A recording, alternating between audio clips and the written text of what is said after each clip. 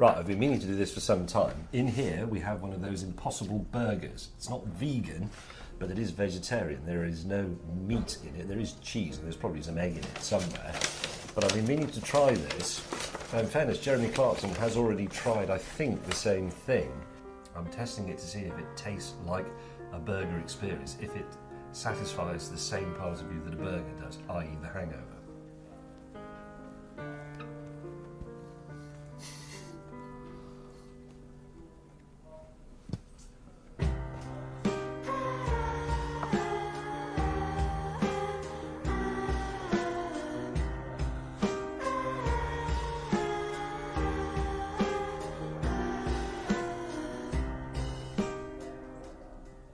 No. You will own nothing and be happy. You will eat the bugs. You will live in a pod. This is the future that, well, some people in our governments and in shadowy organizations seemingly want for citizens all around the world. We're constantly being told that there's just too many of us, and we need to take up less room, and we need to eat crickets, and we need to have flour made from bugs and all this kind of stuff. Meanwhile, those very same elites are ordering $500 Wagyu imported steaks and all this kind of stuff. They're not eating the bug. They're not living in the pod. They're not owning nothing and being happy. They haven't changed a thing. And hilariously, the public has kind of woken up to the reality that no, this stuff is not, first of all, not healthy. It's not a healthy alternative to meat, and it tastes like garbage. God, you know, I've spent a lot of time around vegetarians, almost my entire life, and even they don't eat this crap. So I don't know who was getting Beyond Burgers and Beyond Meat and stuff like that, but it wasn't vegetarians for the most part. And hilariously, now Beyond Meat / Impossible now struggle due to its perception of woke and being expensive. Oh, and also tasting like crap. You know what doesn't taste like crap? Coffee brand coffee. It's my coffee company. We have tea. We have cocoa. We have a dozen flavors of coffee or blends of coffee. We also have our pumpkin spice. We have our spiked jack-o'-lantern. We have K-Cups in stock and shipping right now. I would absolutely love it if you gave us a try. Use promo code TheQuartering to save. Give us a try. Maybe, you know, if you don't drink coffee, try our tea. If you don't drink coffee or tea, try our cocoa. Or maybe you know someone who would love a gift. Gotcha. Beyond Meat. Impossible struggle due to woke perception and steep prices. Alternative protein brands such as Beyond Meat and Impossible Foods are amidst of a sales slump. And some analysts say a woke image with consumers, in addition to high prices, is to blame. Sales of refrigerated meat alternatives in stores plummeted 10.5% by volume for 52 weeks ending September 4th, according to research conducted by the Information Resource Inc. cited by Bloomberg. Deloitte Consulting said the sales decline signaled the market for alternative meat products is already oversaturated. Yeah, I mean, I've been buying what is the Farms one? So, the black bean burgers from Morningstar, I think. Yeah, Morningstar. They were like the only, like, they had soy burgers and stuff like that. I didn't buy that stuff, but the black bean burgers, which are, you know, when I have grill outs, I always have vegetarians at my grill outs. So I get black bean burgers or like portobello burgers and like make those. Then what happened was big mainstream media and the fast food companies started to try and convince us that eating a fake meat burger was just as good as eating a real burger. And it wasn't. People actually tasted it, and it tasted like garbage. And like, also, Burger King, weren't you just grilling them on the same grill you had all the meat on anyway? Most people that don't eat meat, I mean, there are different blends, right? a lot of the people that don't eat meat that I know don't want their burger substitutes to taste like meat.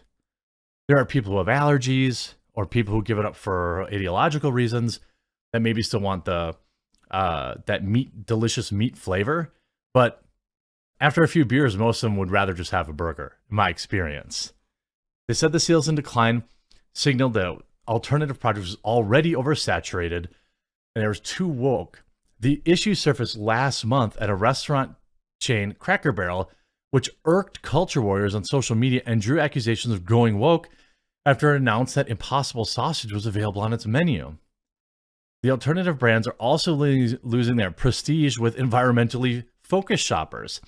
The survey conducted in July found the portion of consumers who see alternative meats as healthier, which they aren't, by the way, or more environmentally friendly, has shrunk. The Post reached out to Beyond Meat and Impossible for comment, with various factors having contributed to the sector struggles. Information resource analyst Jonah Parker told Bloomberg that the fake meat brands are too expensive relative to cheaper traditional proteins. With food inflation hitting nearly 12% in August, the highest since the late 70s, Build Back Better, shoppers are opting for cheaper cuts rather than plant-based offerings. And again, they taste like crap. Proteins that were cheaper on a price per pound basis did fare better. Well, okay, first of all, let me say this, okay? Very few people were like, maybe I could buy this fake meat because it's a little cheaper. I don't think that people made that decision. I really don't. I think that maybe you get ground chuck instead of ground beef or whatever it is. You get a little whatever. That's true. And by the way, don't think that the insane high cost of chicken and traditional proteins weren't part of this either. You'd be forgiven for thinking, wow, chicken legs, chicken wings are like four or five times more expensive than they were just in time for the Beyond Burger push. I'm sure that was just a coincidence, though. Almost certainly just a coincidence. Once hot, fake meat sees sales slide on price and being too woke.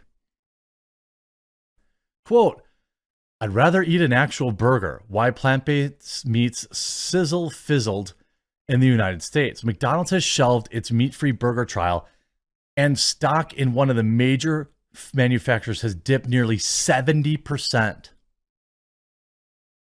The start of the year, McDonald's launched its plant-based burger sizzled on a flat iron grill, then topped with slivered onions, tangy pickles, and crisp shredded lettuce.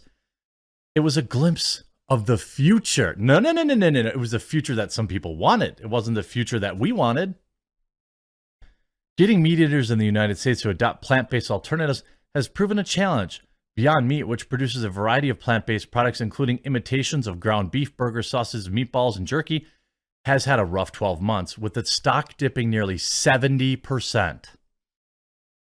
Multiple chains partner with the company, including McDonald's, have quietly ended trial launches. In August, the company laid off 4% of its workforce after a slowdown in sales growth.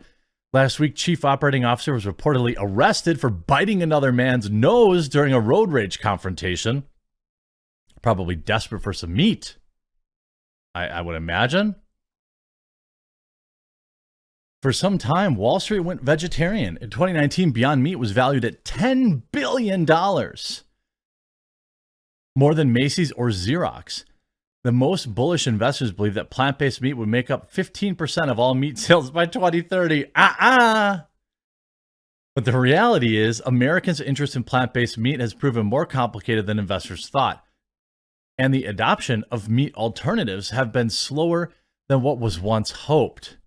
Today, Beyond Meat is valued at just over $900 million. They've lost 90% of their value. 90%. The sobering story is familiar to those experienced by many new ventures when that exhilarating hype after the flood of Silicon Valley venture capital cash, fueled by excitement and innovation, Bill Gates backed Beyond Meat, and a number of venture capital firms that typically invest tech startup funneled money into the startups making plant-based meat. Even the meat industry's biggest players have, ironically, invested in companies coming up with plant-based meat. The bulls in the industry, I think, had a very wild, very optimistic estimate of how big the market could get, and said John Baumgartner. There was a lot of exuberance in this category. It was new. It was different. It was on trend. No, it wasn't. You go and you talk to any normal person out on the street, you're like, hey, I remember seeing the pictures of Burger King having like a line out the door of people getting their Impossible Whoppers or whatever they were called for like a minute. And then people were like, oh, I could just get a regular burger and actually not, need to wear a bra after a while. Like, the idea that soya sausage and soy burgers are healthy for you is ridiculous and dumb. Okay.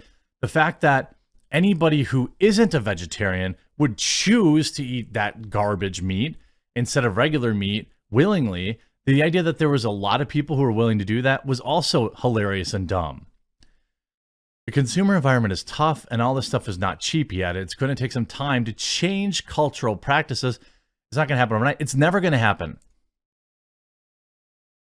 Now, dairy alternative milks, that's something that like you can get behind a little bit. Like it's almond milk. We always have, almond milk around, things like that. People that don't want dairy or want to avoid it, because there are like health reasons maybe you don't want to have dairy. But like there are also ideological ones, but most people are like lactose intolerant. So I always have that in my fridge. Plant-based meats are different. For one, milk alternatives have been around for decades, while the development of plant-based meat really only started a decade ago. Lactose intolerance, like I said, has driven by many Americans to choose non-dairy milk. And unlike plant-based meat, which is usually just as expensive or even slightly more than regular meat, plant-based milks are priced between non-organic and organic milk, making their costs more accessible. Both are, of course, better for animal welfare and potentially for tackling climate change, potentially, even more than plant-based meat. Consumers are hesitant to adapt their behavior when the environment, not their health or wallets, is the sole beneficiary. Imagine that! Is that just another classic get woke, go broke scenario? Leave a like on this video. If you haven't, please do click that red subscribe button down below, and we'll talk to you again real soon.